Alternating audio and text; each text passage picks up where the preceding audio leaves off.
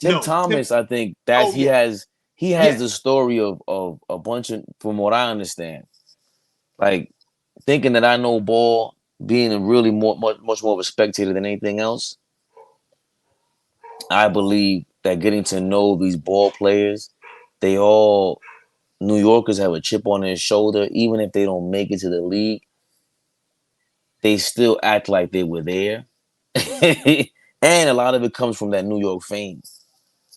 So Tim Thomas, I think I remember saying that about him in the league. Yo, he's Tim Thomas, he's a bust.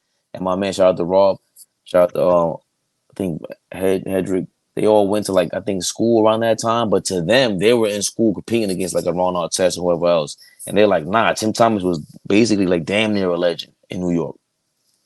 So I had to always keep that in mind when I talk about ball players, especially usually when you speak about anybody that brings up high school history, college pedigree, and specifically high school pedigree. It's usually a ball player. It's almost never someone like myself, all these nerds online that just focus on the NBA stats. They will never bring up somebody's high school pedigree ever. So when you do hear that, it's like, yo, dog, for you to take over in high school is still something. So I think that's a lot of what Tim Thomas's background. But the question was, or I thought, Tim Thomas's career is kind of Jeff Greenish Oof, was my comment, and oof. that's what made Flea's gear spin. So That I almost jumped out the window on that one, man, because their games parallel each other so much, right? Versatile guys could play 2, 3, 4, right? Can guard. Both of those guys are solid defenders, right? Tough guys. Tim Thomas maybe 6'10".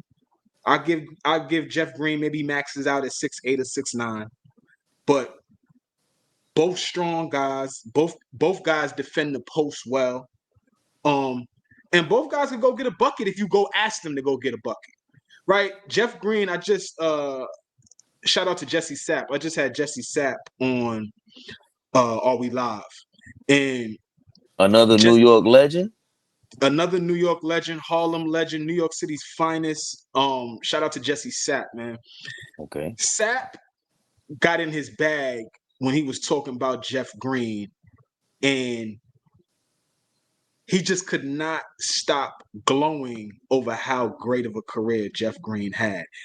Let, we're talking about Jesse Sapp, who played with Jeff Green back in 2006, 7, 8 as part of that Georgetown team that made a run to the Final Four. Jeff Green is still playing basketball today on a high level in the NBA Finals right now.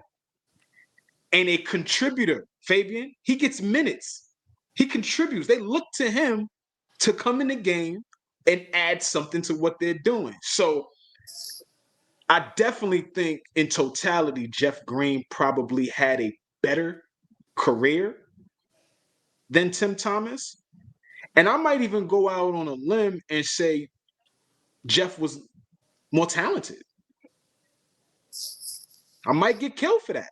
But I know what I saw of Jeff Green as a youngster.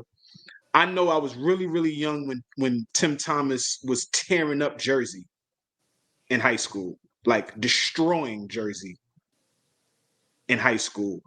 But they say, man, they say Tim Thomas as a high school player was he was that. I'm looking at the stats here, and Tim Thomas's averages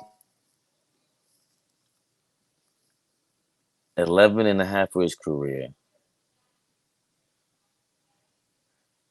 7.5, 75% from three, from free throws. Total rebounds, 4 rebounds. Is that rebound? Yeah, 4 rebounds, 1.5 assists, 3 point percentages, 37% for his career, and 43% from the field. Jeff Green for his career is 12 per game, 44% from the field, 45 basically, and 33% from 3 point range. Tim was 37. 37% from 3 point range. So 37%, especially during Tim's career, that's above average For That's Jeff, that's below average. yep, yep. How many So teams? How many teams? Jeff Green play on? That should be a trivia question. Can you yeah, name all the teams that Jeff Green played for? I would think off the rip, I would have thought Tim Thomas was harder. I would say Tim Thomas played. Damn, nah. Jeff The Green has to have first, played for more teams. the first couple teams that come to mind for Tim Thomas: the Knicks, the Bucks, Philly, Phoenix. Phoenix. The Knicks, the Bucks, Philly, Phoenix.